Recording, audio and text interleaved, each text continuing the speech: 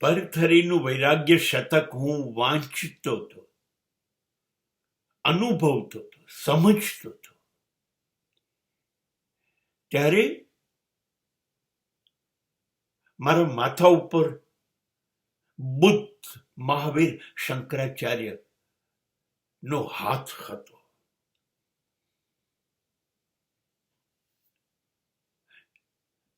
બિલકુલ ખબર પડી ગઈ, જલસો નથી આ જિંદગી,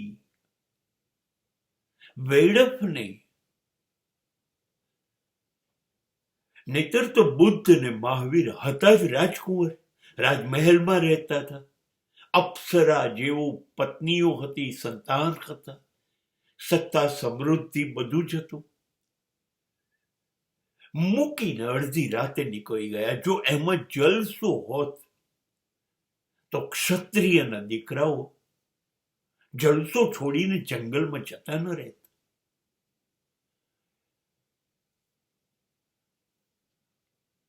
તમામ જાતના ભોજનો હાજર હતા, એ છોડીને માંગીને ખાવાનું, અને એ 80% ભૂખ્યા રહેવાનું.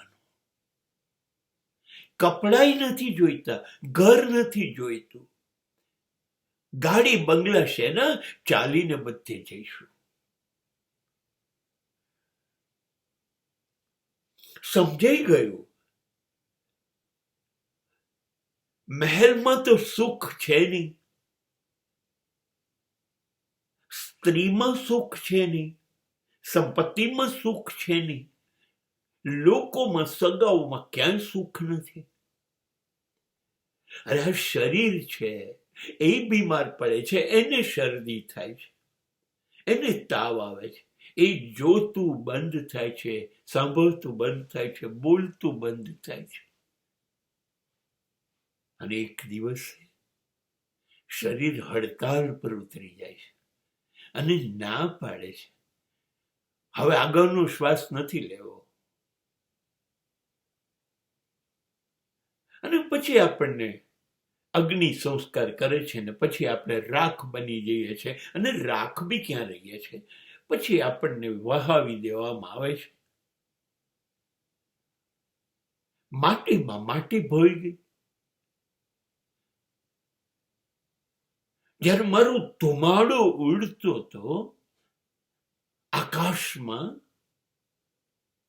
મારી લાશ બળતી, ત્યારે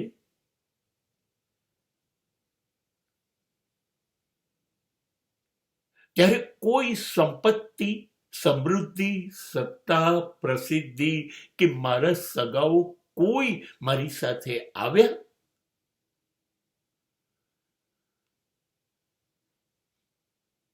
હું રાજકુંવર,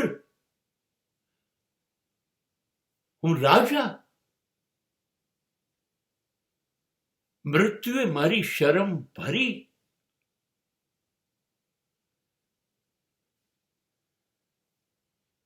નહીં, આ બધું જ મરતા પહેલા આ લોકોને સમજાઈ ગયું. એમને એ પણ સમજાઈ ગયું કે હું મરવાનો જ નથી.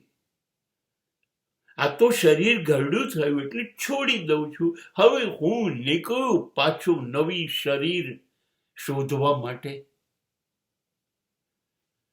અરે જૂનું શરીર ફેંકી દીધું એ કઈ મોત કહેવાય? એ તો સડી જાય તો રાખવાનું થોડી હોય, ફેંકી જ દેવાનું હોય. ફેંકીને નીકળી ગયા. ક્યારેય રડ્યા નથી આ લોકો. આ છે વૈરાગ્ય શતકમ.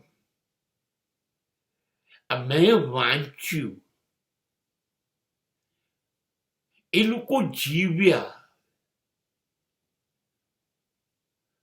એ લોકો જીવ્યા.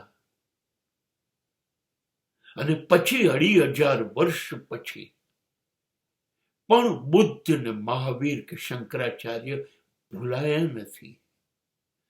આ છે વૈરાગ્ય શતકમ.